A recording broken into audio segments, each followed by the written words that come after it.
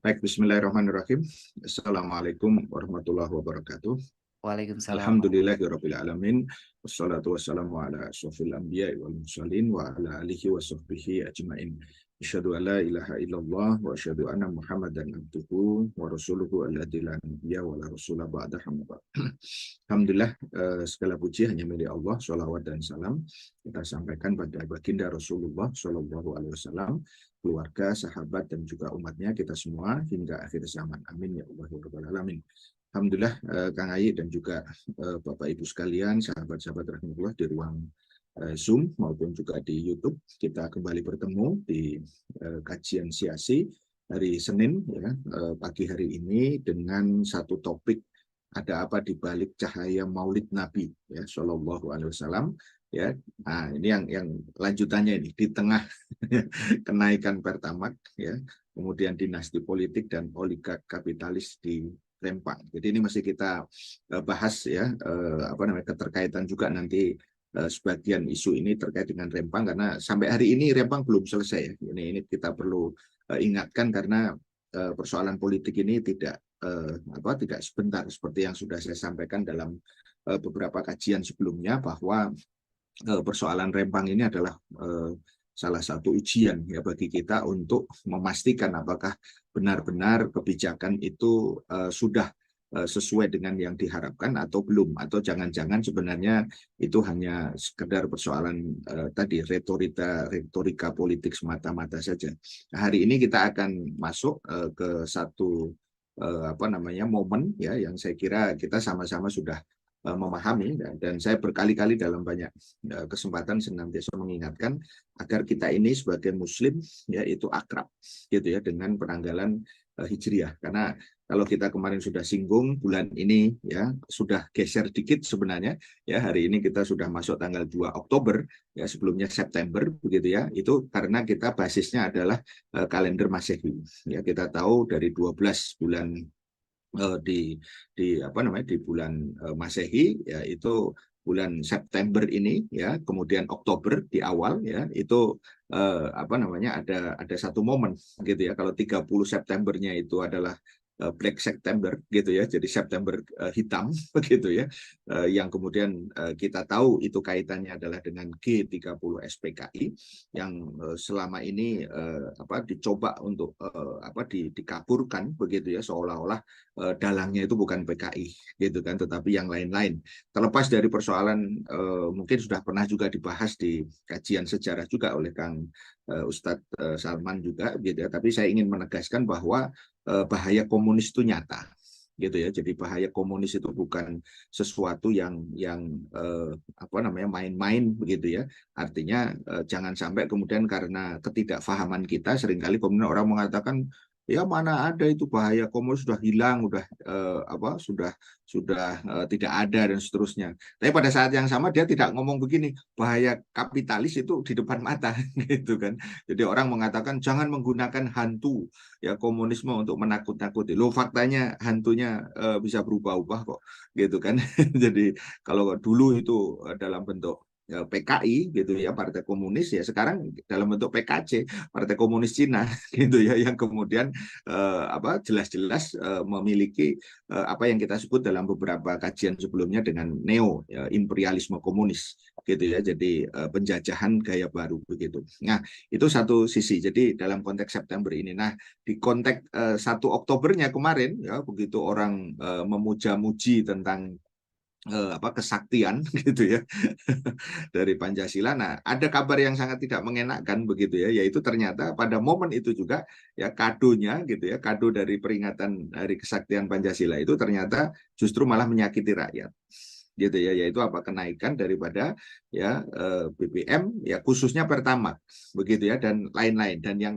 kawan-kawannya. Nanti kita akan jelaskan, lu kan Pertalite nggak naik. Nah, kita sudah pernah mengingatkan kan sebelumnya bahwa ada rencana yang sangat serius, dan ini sangat-sangat kemudian terkait dengan apa yang sudah terjadi hari ini begitu ya, yang kita menganalisisnya ya, ini hanya masalah waktu saja ya, bahwa Pertalite benar-benar akan kemudian hilang, akan hapus ya, pada tahun 2024. Kenapa? Karena indikasinya makin kuat ya. Jadi harga-harga di atas Pertalite ini sudah semakin semakin jauh gitu ya. Kalau pertalit sekarang rata-rata 10.000 begitu ya rupiah gitu ya, maka kita bisa melihat nanti dalam konteks ini indikasi-indikasi semakin kuat. Jadi dalam konteks peristiwa politik kita harus melihat semua persoalan ini dengan komprehensif.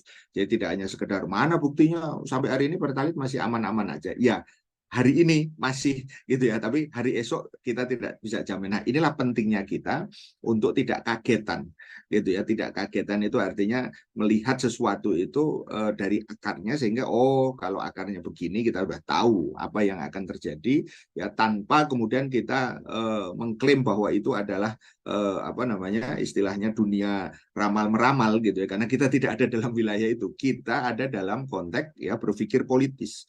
Ya, berpikir politis itu artinya bagaimana kita mengkaitkan antara berita, peristiwa ya dengan sudut pandang Islam, sehingga saya sering katakan kita ini nanti insya Allah akan tidak kagetan karena bisa melihat apa yang ada di balik dinding.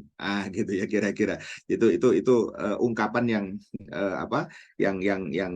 bisa kita sampaikan. Jadi berpikir politik itu bukan berpikir mistis atau berpikir tentang katakanlah sesuatu yang sifatnya itu ramalan begitu ya, tetapi ini adalah sebuah fakta yang berdasarkan apa yang kita sering sebut sebagai kemampuan ya untuk mengihsas ya secara fikri gitu ya. Jadi ketika kita mengindra sesuatu peristiwa, maka kemudian kita harus berupaya agar fakta-fakta itu membangun kerangka berpikir yang nanti akan bisa mengantarkan kita kepada kebenaran. Dan jangan lupa bahwa berpikir politik belum tentu memang senantiasa benar, tetapi kalau semakin kita detail, semakin kemudian kita lengkap gitu informasi, insya Allah ya presisinya itu akan kemudian akan semakin akurat begitu ya. Apalagi kita senantiasa mengupdate. Nah, inilah pentingnya kita melakukan kajian siasi setiap hari Senin gitu ya, untuk mengupdate semua peristiwa. Dan hari ini di catatan saya Kang Ayi, ternyata ini sudah seri yang ke-181 gitu ya. Jadi sudah sekian ternyata ya. Ini maksudnya bukan siaran ngaji subuh ya, tapi bagian daripada ngaji subuh ini kajian siasi itu sudah masuk di catatan saya itu 181. Jadi kita sudah Masya Allah, Alhamdulillah masih diberikan keistiqomahan insya Allah ya di seri yang 181 ini. Itu berarti sudah 3 tahun lebih ya kalau kita bagi dengan 52 ya per pekan ya selama 1 tahun. Nah, hari ini kita melihat ya, hari ini kita sudah masuk pada bulan Rabiul Awal. Nah, pertama yang ingin saya sampaikan adalah bahwa bulan di dalam kalender Hijriah itu kita sudah masuk di bulan yang ketiga. Dari Muharram ya, Safar, Rabiul Awal, Rabiul Akhir, Jumadil Awal, Jumadil Akhir, Rajab ya, Syaban, Ramadan, Syawal, Zulqa'dah dan Zulhijjah. Nah, jadi hari ini kita sudah masuk pada konteks bulan Rabiul Awal yang hari ini kita sudah masuk kepada hari yang ke-17. Jadi kalau tanggal kelahiran dari baginda Rasul gitu ya, itu seringkali kita sampaikan adalah 12 Rabiul Awal. Ini kurang lebih sudah 5 hari setelah momen tersebut. Dan kita tidak bosan-bosan untuk mengingatkan bahwa banyak sekali pelajaran yang kita bisa ambil dari bulan Rabiul Awal ini. Yaitu tentang apa? Ya tentu saja tentang makhluk yang paling mulia, yaitu Allah ciptakan ya baginda Rasulullah SAW, manusia yang paling mulia ya, yang tentu di situ akan banyak hal ya. Karena apa? Karena beliau di dalam satu ayat Al-Quran di dalam surat Al-Ahzab ayat 21 itu dengan jelas ya disampaikan bahwa beliau ini adalah sebagai uswatun hasanah ya. Jadi laqad kana lakum fi rasulillahi uswatun hasanah ya liman kana yarjullaha wal yaumal akhir wa dzakarallaha katsira ya. Jadi sungguh telah ada pada diri ya Rasulullah itu suri teladan ya, uswatun hasanah ya, yang baik ya bagimu begitu ya, bagi orang-orang yang mengharapkan rahmat dari Allah dan kedatangan hari kiamat, dan juga banyak mengingat Allah Subhanahu wa taala. Ini panjang sebenarnya kalau kita bahas dari sisi tafsirnya, tapi poinnya adalah bahwa baginda Rasulullah SAW itu makhluk yang paling mulia gitu ya, manusia paling mulia yang luar biasa. Sedemikian orang kafir pun, misalnya ini salah satu contoh dalam buku On Heroes Worship and the Heroic in History, ya Profesor Thomas Carlyle itu kemudian menyampaikan penilaian yang objektif. Jadi dia orang kafir tapi menilai secara objektif. Yang ini cukup panjang. Yang poinnya saya ingin sampaikan yang paling utama saja di situ adalah bahwa ya dia itu adil, jujur, pintar, murni, murah hati, berpikiran sekarang, maksudnya update gitu ya. Wajahnya bersinar seolah-olah dia memiliki cahaya di dalam dirinya untuk menerangi malam yang paling gelap. Dia pada dasarnya adalah pria hebat yang tidak dididik sekolah atau tidak diasuh oleh seorang guru karena dia tidak membutuhkan itu. Karena yang mengasuhnya adalah Allah Subhanahu wa taala dalam konteks membimbing. Begitu ya.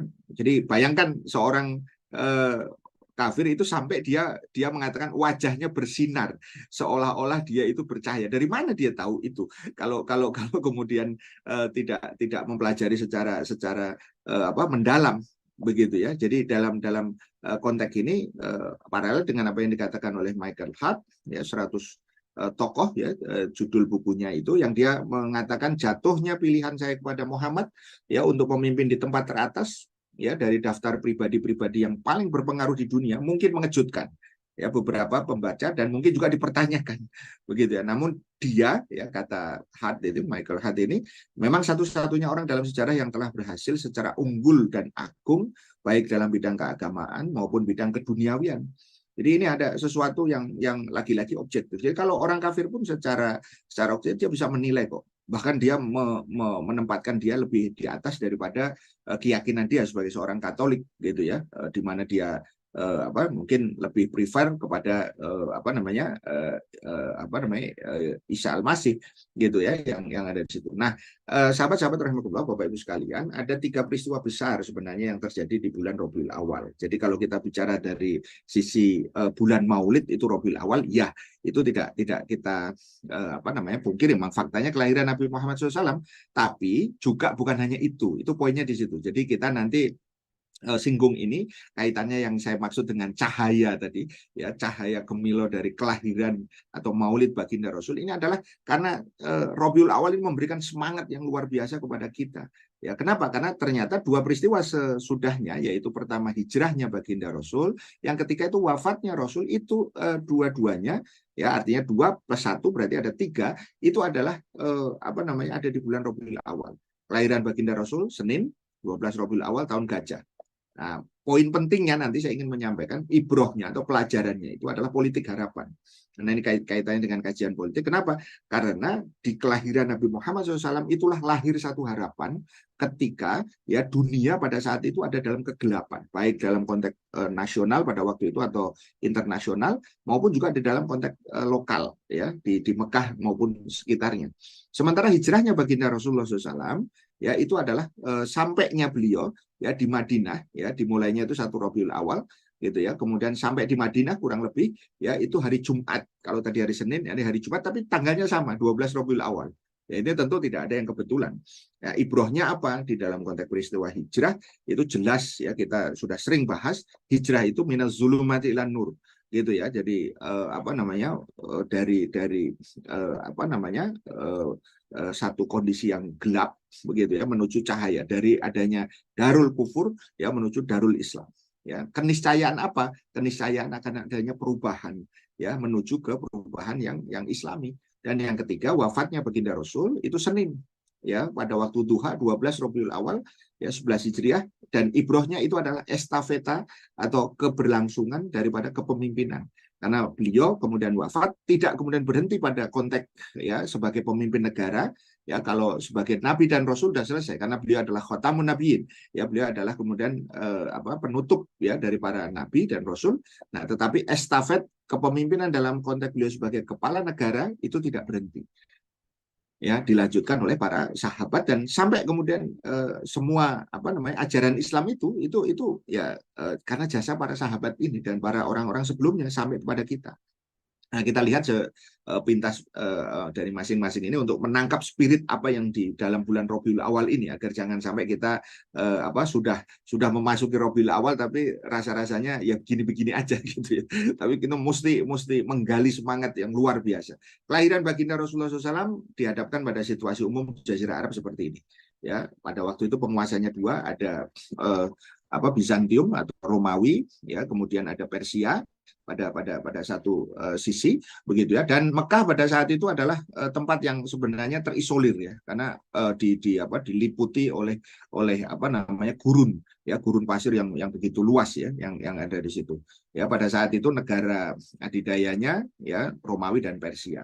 Negara pengikutnya ya yang kita sebut sebagai negara boneka itu Ghosanid, itu condongnya ke Romawi, dan Lahmid itu adalah Persia. Negara independennya Hijaz, dalam hal ini adalah Mekah, dan juga kemudian Yaman. Jadi kalau kita lihat sekali lagi petanya itu kita bisa lihat di sini. Ini adalah Bizantium atau Romawi, kemudian ini Persia di timur. Nah, ini Lahmid tadi yang arahnya ke Persia ya, negara bonekanya. Ghosanid itu negara bonekanya Romawi. Ya, nah Mekah itu di sini terisolir. Kalau dalam konteks terisolir itu artinya dia tidak ada dalam jangkauan mereka ini, sebagaimana juga Yaman karena ini ujung ya dalam konteks ini. Nah, berbagai kezaliman pada saat itu terjadi, mulai dari kezaliman politik, ya, monopoli kekuasaan. Nanti kita bahas kaitannya dengan dinasti politik, gitu ya. Jadi itu ada dari dulu, begitu ya. Kezaliman sosial terkait dengan pola tuan hamba, ikatan kesukuan, begitu ya. Kezaliman ekonomi, memusatkan kekayaan. Siapa oligark sekarang, kan riba dan seterusnya. Ada semua itu. Kezaliman keyakinan, ya, politeisme, trinitas, dualisme, gitu ya, bahwa ketuhanan itu kemudian digantikan dengan keuangan yang maha kuasa, gitu kan. Sehingga kemudian kita bisa melihat ya siapa yang memiliki cuan, itulah yang kemudian bisa berpeluang untuk menguasai banyak hal. Nah, kezaliman pemikiran dengan menghalalkan segala cara. Ya, bagaimana caranya agar misalnya bisa 3 periode misalnya gitu.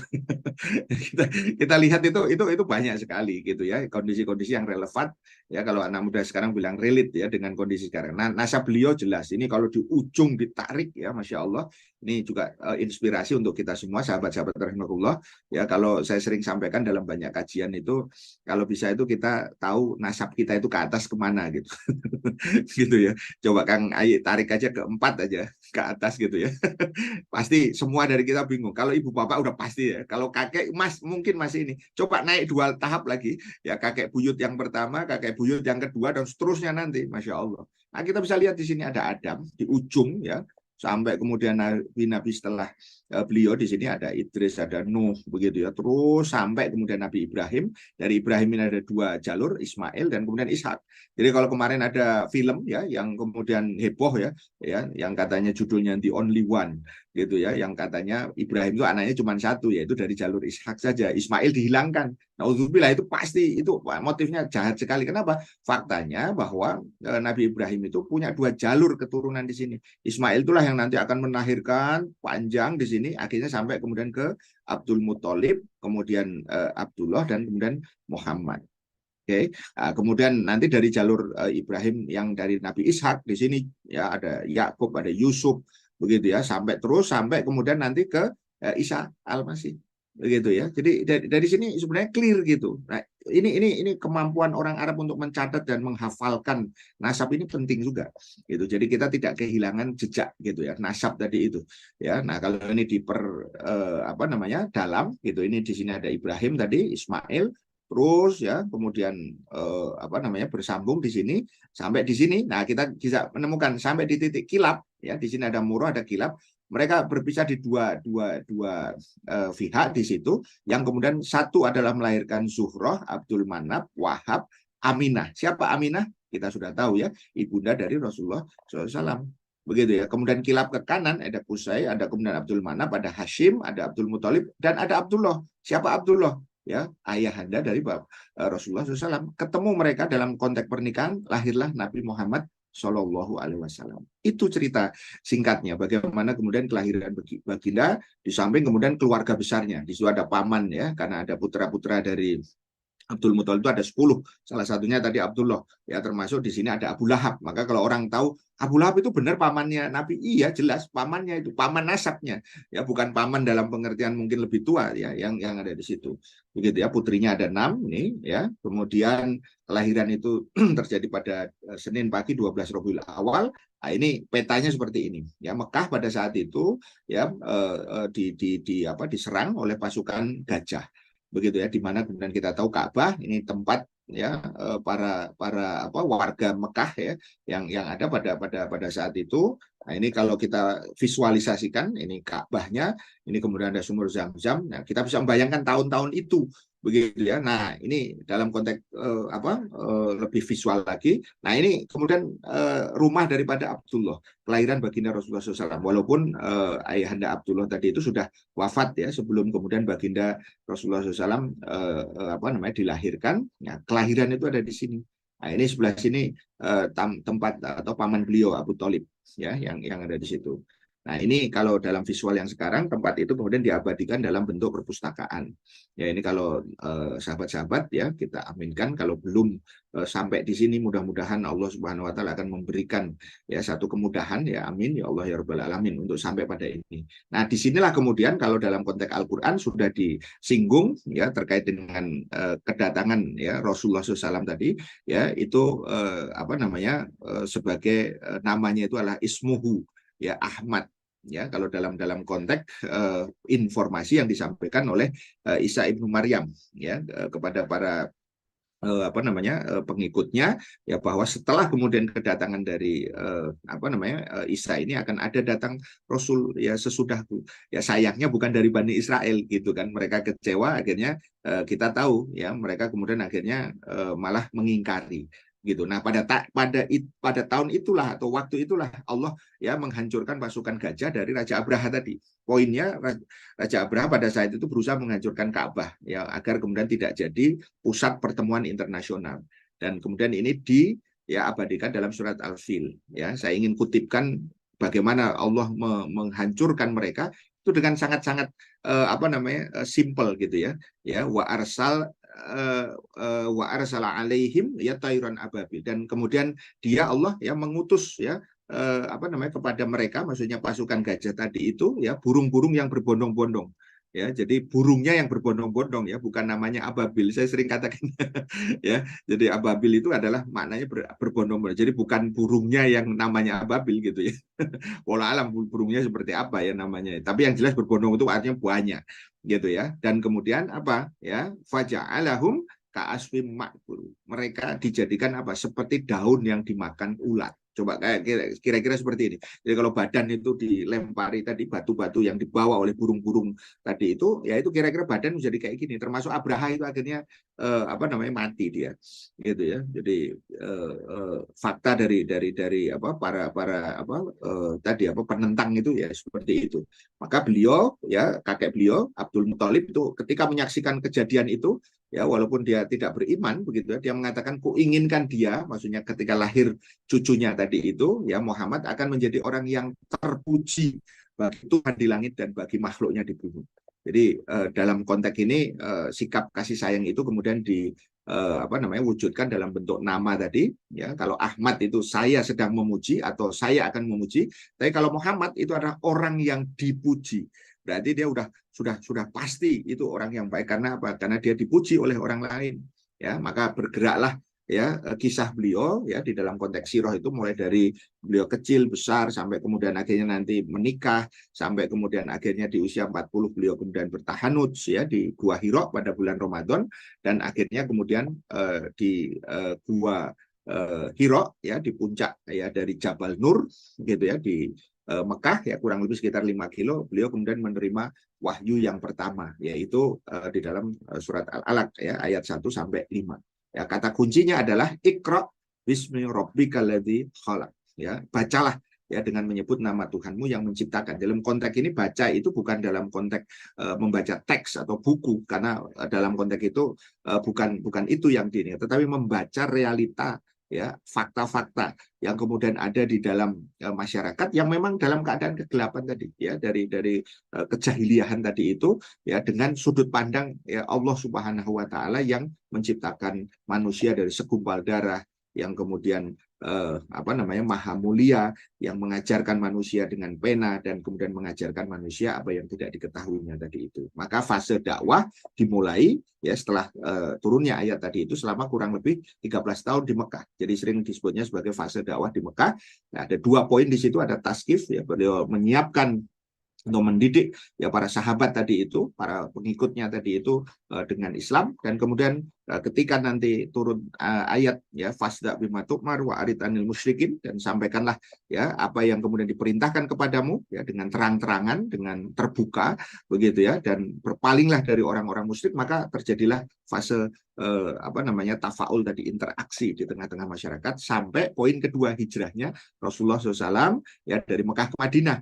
Ya, sehingga dari sini kita bisa melihat bagaimana kemudian makna esensial daripada hijrah itu adalah ya perpindahan ya secara fisik maupun dalam konteks kondisi, yaitu apa, min daril kufri ya ilal daril Islam, dari keadaan apa negeri yang kufur karena tidak menerapkan hukum-hukum Islam, dan juga kemudian keamanannya tidak ada di tengah kaum muslimin atau di tangan kaum muslimin, menuju kepada Madinah, yaitu pada saat itu Mekah, menuju Madinah yang di situ disebut sebagai Darul Islam, gitu ya, di mana apa namanya keamanan dan penerapan syariat itu ada di tengah-tengah kaum muslimin. Pada tanggal 12 Rabiul Awal beliau sampai di Madinah ya untuk melakukan sholat Jumat. Nah, kalau tanggal Masehinya itu 24 September 622 Masehi pada saat itu, dan sejak itulah beliau ya itu tidak hanya sebagai nabi dan rasul dalam konteks menyebarkan risalah, kalau sebelumnya hanya sebagai apa namanya pendakwah begitu ya. Nah, beliau juga adalah sebagai kepala negara di negara yang kita sebut yang beribu kotanya di Madinah Al-Munawwarah tadi itu.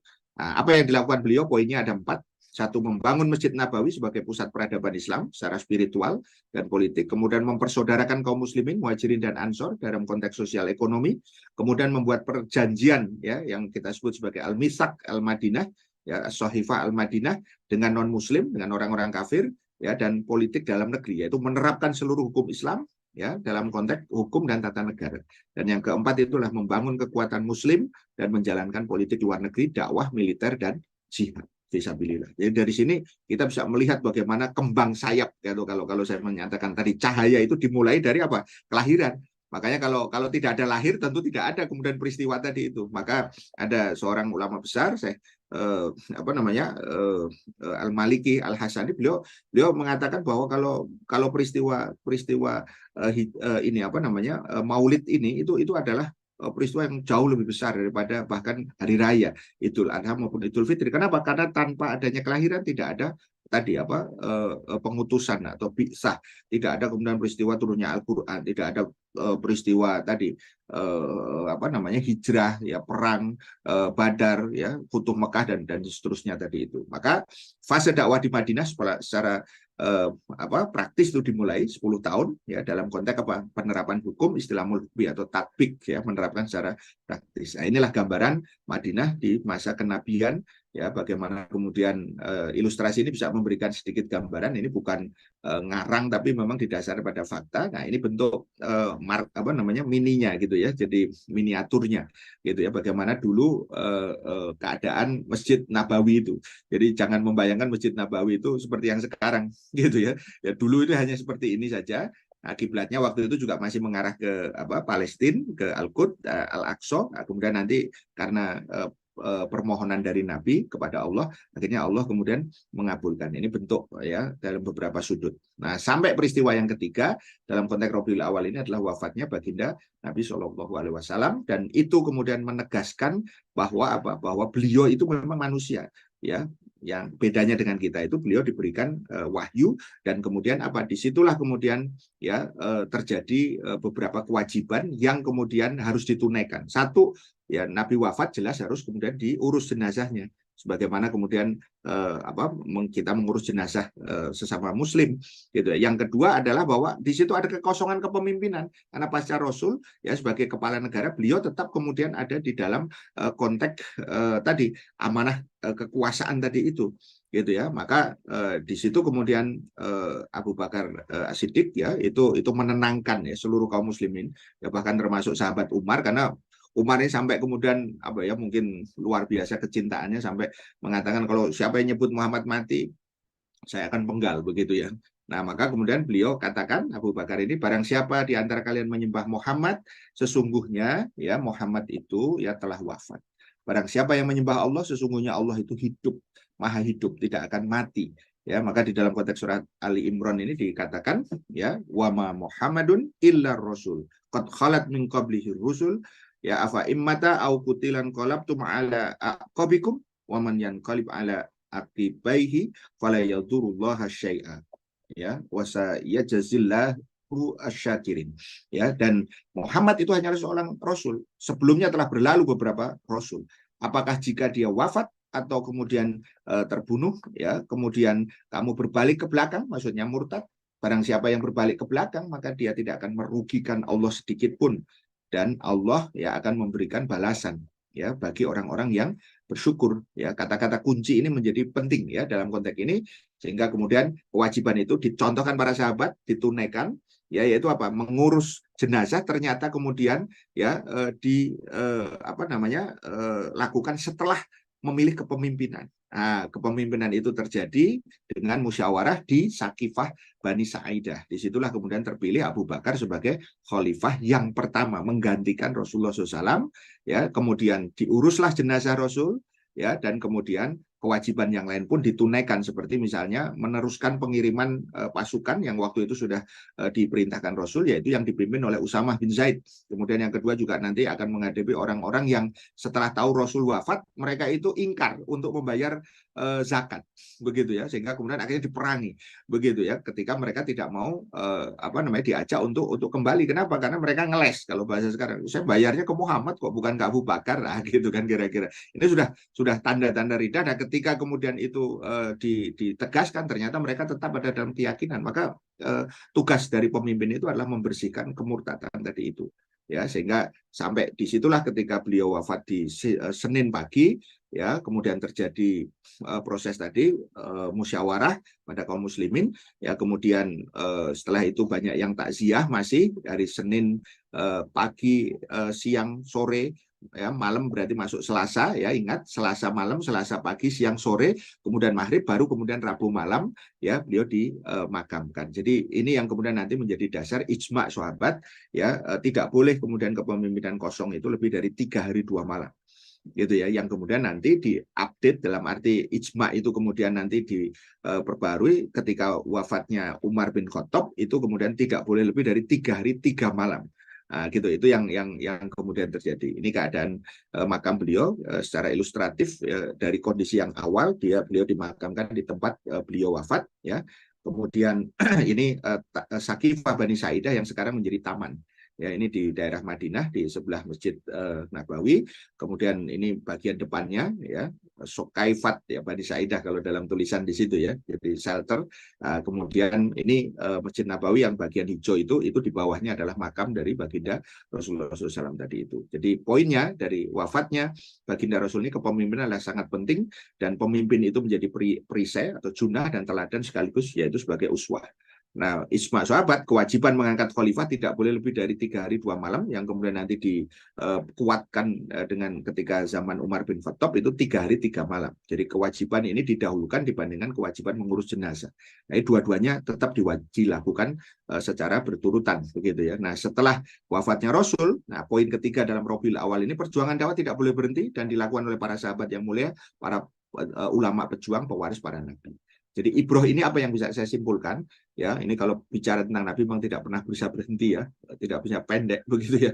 Politik harapan satu ya tadi tentang kelahiran beliau, yang kedua hijrahnya itu meniscayakan perubahan menuju Islam, dan yang ketiga itu estafeta kepemimpinan ketika wafatnya baginda Rasul. Nah, maka kita masuk sedikit kepada fakta yang hard fact yang hari ini ya, resmi ini. Hadiah untuk Hari Kesaktian Pancasila itu adalah naiknya BBM ya per 1 Oktober kemarin ya, non subsidi memang begitu ya. Nah, harganya itu kemudian diikuti dengan SPBU swasta yang lain ya, ada Shell, ada BP ya, British Petroleum, terusnya itu dia menyesuaikan semua. Jadi kalau kita lihat angkanya itu di sini Ya, sekarang saya ambil contoh satu saja, misalnya untuk Pertamax tadi itu dari yang awalnya 13.400 itu kemudian menjadi 14.000 sampai sekarang ini masih sudah menjadi 14.000. Kemudian kita lihat di Shell maupun juga kemudian di BP tadi ya, British Petroleum juga sama, dinaikkan semua yang ada di sini.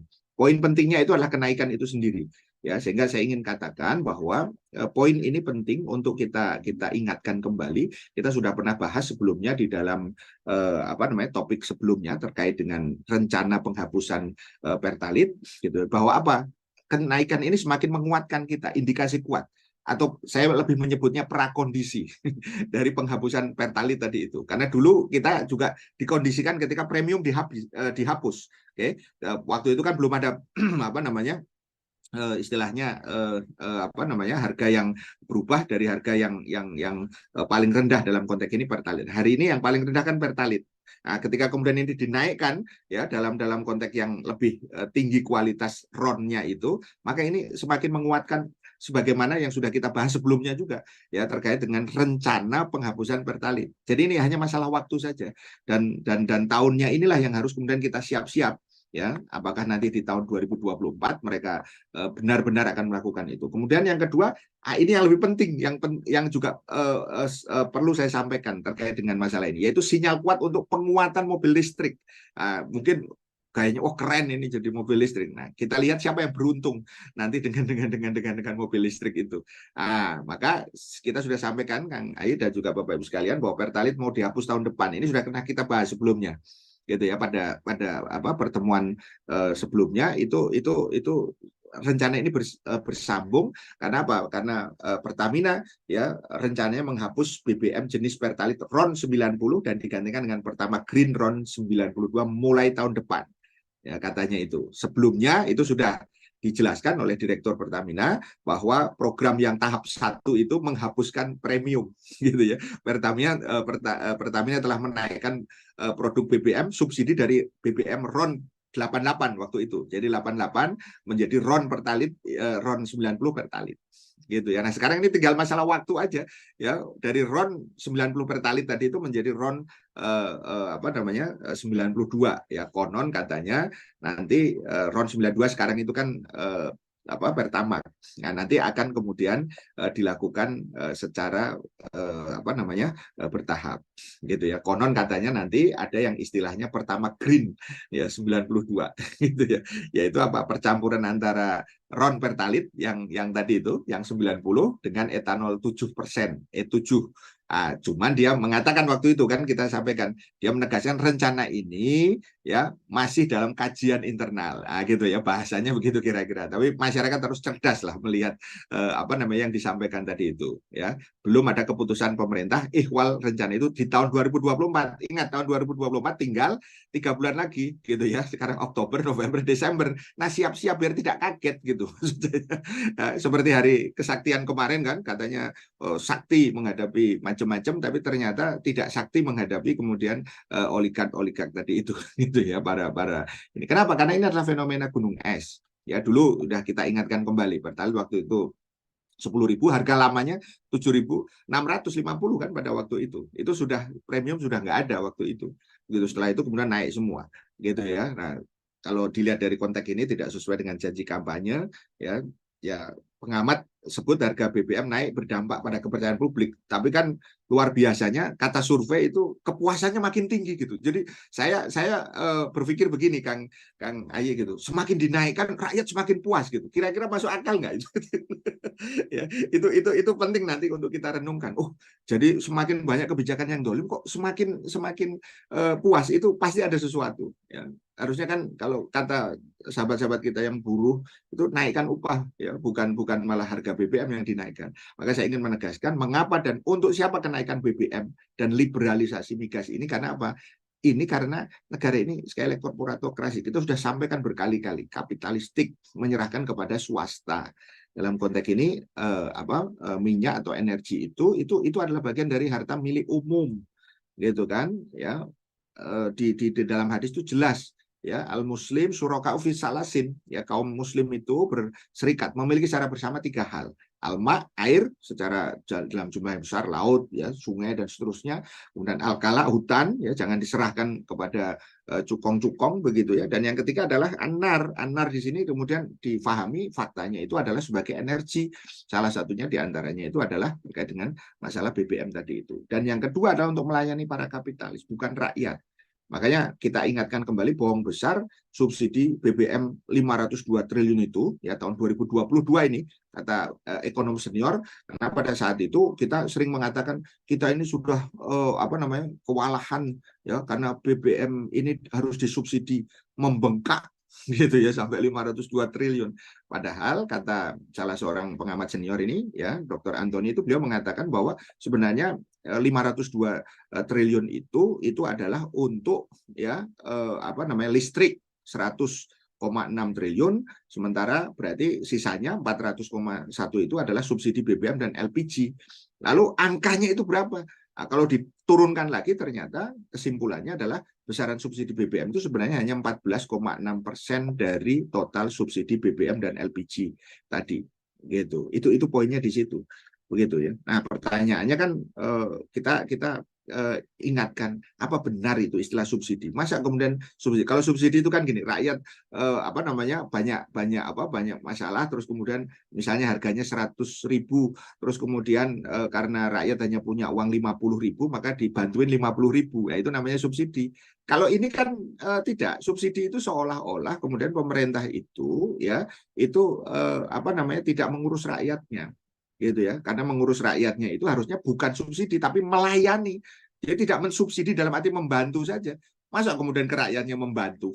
Itu ya harusnya melayani dong. Maksudnya kalau melayani itu berapapun harganya, kalau memang itu merupakan harga yang harus ditanggung, ya tidak diserahkan ke swasta. Sekali lagi, jangan lupa ya yang ada di sini. Maka wajib bagi negara itu membantu melayani rakyat.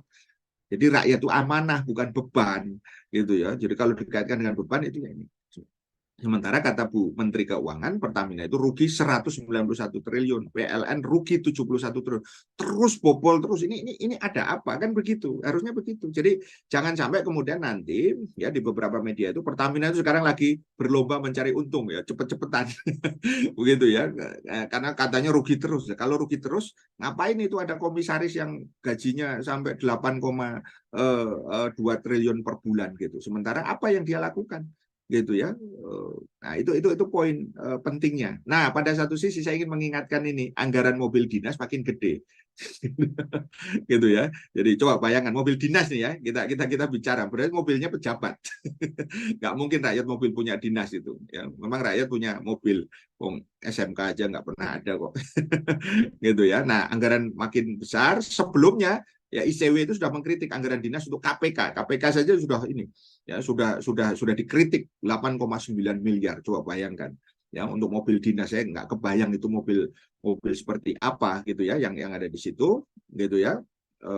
Ketua KPK katanya dianggarkannya 1,450 ya miliar, berarti 1,450 ya miliar ya yang ada di situ. Nah, kemudian ini paralel dengan apa yang kemudian sekarang menjadi kebijakan terkait dengan kendaraan dinas itu mesti kemudian dengan kendaraan listrik gitu kan. Nah, ternyata terungkap ya mobil listrik itu kurang laku. Kenapa? Karena harganya mahal. Karena harganya mahal disubsidi. Coba bayangkan. Karena mobil itu siapa yang punya gitu kan? Ya kan mestinya orang-orang yang memiliki kemampuan masih disubsidi. Tapi bensinnya tadi itu malah dicabut. Coba logikanya di mana?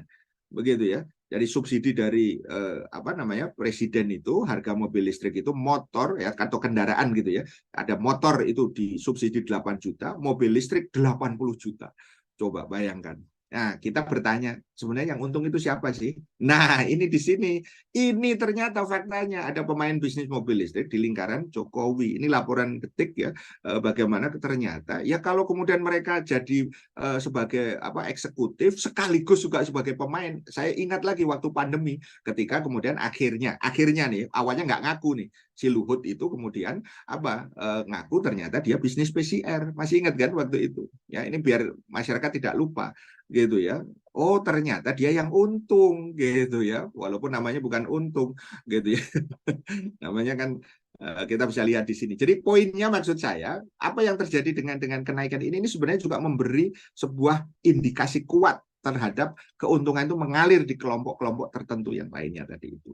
Ya, jadi ini detailnya nanti bisa kita apa namanya kita bandingkan. Nah, saya masuk dulu ke fakta yang kedua ini tentang kemarin ya, peristiwa terkait yang ini karena ini penting untuk kita bahas, yaitu Kaisang sebagai ketua umum PSI gitu ya. Kita tahu Kaisang itu putra ketiga dari Jokowi ya. Kemudian Gibran itu sekarang jadi wali kota Solo gitu ya, digadang-gadang sekarang jadi cawapres.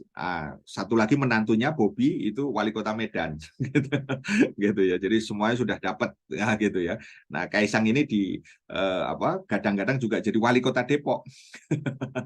Gitu ya. Nah, maka ada satu judul yang diakhiri dengan kata-kata Jokowi serius membangun dinasti politik. Memang dinasti politik itu tidak baru. Di PDIP juga sama kan. Di Partai Demokrat juga sama, begitu ya. Jadi ini memang terjadi faktanya. Nah, ini beberapa ilustrasi dari media ya tentang lengkapnya dinasti politik tadi itu. Apa yang saya maksudkan yang penting untuk kita ini kan, ini ada indikasi kuat untuk mempertahankan kekuasaan. Oke, jadi dalam konteks ini penting untuk diwaspadai. Karena apa? Kalau ini kemudian tidak diwaspadai, nanti akan terjadi. Karena apa? Ketua MK itu adalah iparnya daripada presiden, ya. Gitu kan. Ya, sekarang kita bisa melihat itu semua gambarnya. Kenapa sekarang ada isu ya untuk kasusnya Gibran ya, itu kemudian diupayakan untuk turun ya umur ya daripada cawapres gitu kan ya. Ya, kemudian yang kedua sinyal kuat ya, kita sudah bahas ini kemarin sebenarnya bahwa arogansi ini sebenarnya harus dibaca terbalik ya secara psikologi politik, bahwa itu sebenarnya menunjukkan kekhawatiran pasca 2024 ketika dia tidak berkuasa lagi ya, maka di situ harus menanamkan banyak pion gitu kira-kira. Nah, fakta ketiga yang terakhir itu adalah apa? Rempang ya masih kita update. Apa yang terjadi hari ini, yang berita paling barunya, Rempang Eco City tidak punya AMDAL, coba bayangkan. Jadi kata Walhi ya, Warna Lingkungan Hidup Indonesia, seperti bikin mie instan.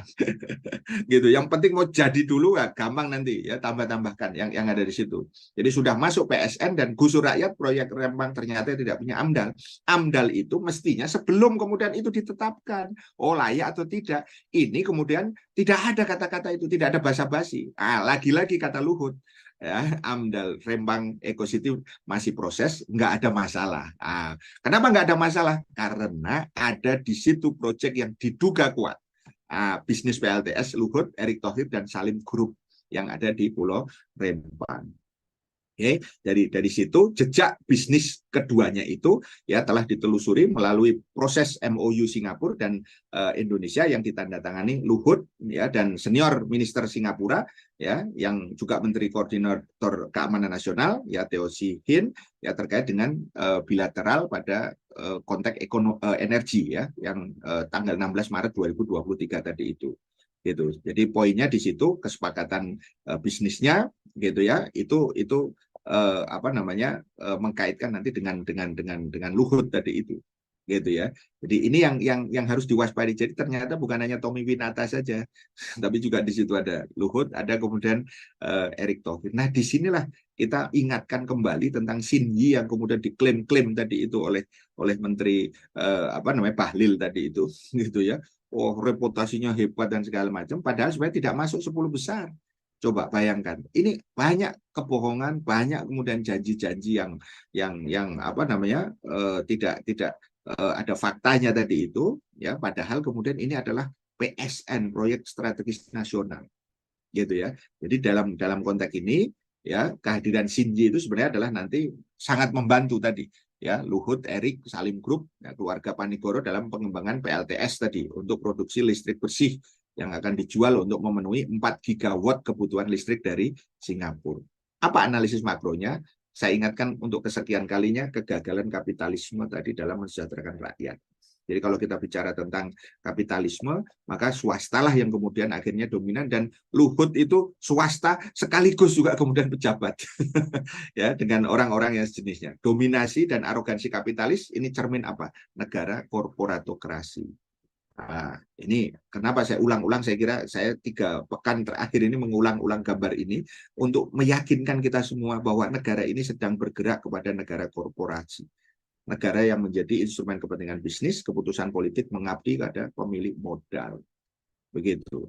Ya, sehingga yang terjadi rakyat terzolimi, kehancuran, fasad. Ya, disinilah pentingnya sekali lagi perubahan.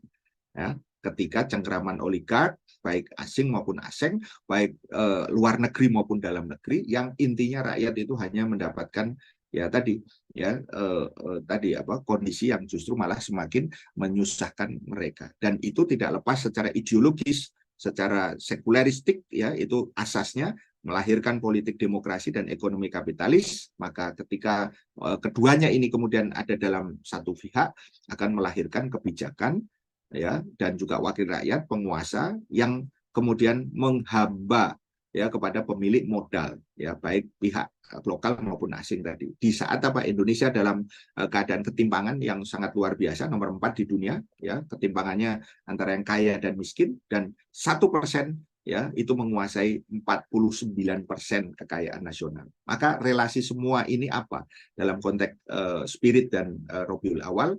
Kita meneladani kepemimpinan Rasul secara individu, akhlak beliau. Yang kedua adalah risalah beliau. Yang kita butuhkan adalah orang yang baik, pemimpin yang baik secara individu, dan sistem yang baik. Jadi tidak hanya sekedar individu saja, tetapi sistem yang baik. Maka umat harus bangkit, nahdoh, ya. Jadi meningkatkan cara berpikir umat dengan asas akidah atau iman, dari cara berpikir yang pragmatis menjadi ideologis, kemudian diikuti dengan pembentukan kekuatan politik umat. Pembentukan kekuatan politik umat inilah yang kemudian nanti akan membuat ya kekuatan itu menginginkan mendukung pengaturan dari seluruh urusan masyarakat dengan hukum tertentu, dan dalam konteks ini hukum Islam. Dua pilarnya adalah kedaulatan berbasis syariah, yaitu sistemnya asyadah li syar'i, dan yang kedua orangnya, itu kekuasaan berbasiskan umat, itu adalah as-sultan lil ummah. Orangnya harus sesuai dengan apa yang kemudian menjadi kehendak Islam. Ya, ini asyadah li syar'i, yang kedua adalah as-sultan lil ummah. Bagaimana mengembangkannya itu dengan dakwah kolektif. Maka kita ajak Bapak Ibu sekalian, sahabat-sahabat untuk bersama-sama ya dalam konteks dakwah kolektif, ya agar kemudian kekuatan umat ini benar-benar terwujud, dan itu dibutuhkan 2,5% ya untuk awal gitu ya. Ya, artinya tidak banyak-banyak sebenarnya gitu ya. Jadi jangan ketinggalan. Dengan kekuatan inilah ya insya Allah penerapan syariat Islam ya itu secara kafah dalam bingkai daulah khilafah dalam konteks maulid ini akan kemudian bisa diwujudkan, karena itulah tugas kita untuk menyuarakan dan memimpin perubahan, bukan sekedar hanya merancang tapi juga menjadi leader. Dan disinilah kata-kata dari Abdurrahman Ibnu Asbad kepada Amirul Muslimin Yusuf bin Tasyafin, man jada sat, waman sada qad, waman qada malakal bilad. Barang siapa yang bersungguh-sungguh, dia akan menentukan, dan barang siapa yang menentukan, dia akan memimpin, dan barang siapa yang memimpin, dialah penguasa negeri. Maka kesimpulannya apa dari ada apa di balik ya cahaya ya maulid ya di tengah-tengah kondisi kenaikan dinasti politik gitu ya, dan juga oligark tadi, ada kezaliman di situ terhadap rakyat dengan kebijakan tadi oleh penguasa dan pengusaha, dan kemudian ada cengkraman neo-imperialisme ya, komunisme tadi, dan jejak hitam oligark. Maka implikasi politik, hentikan liberalisasi migas tadi, hentikan dinasti politik tadi, dan hentikan proyek nasional Rempang Eco City. Ini masih kita tegaskan ulang. Ya kita kawal ya, khususnya Rempang ini jangan sampai kemudian mereka tetap bersikukuh dan gunakan Islam kafah dan khilafah dalam mensejahterakan rakyat. Terima kasih. Assalamualaikum warahmatullahi wabarakatuh.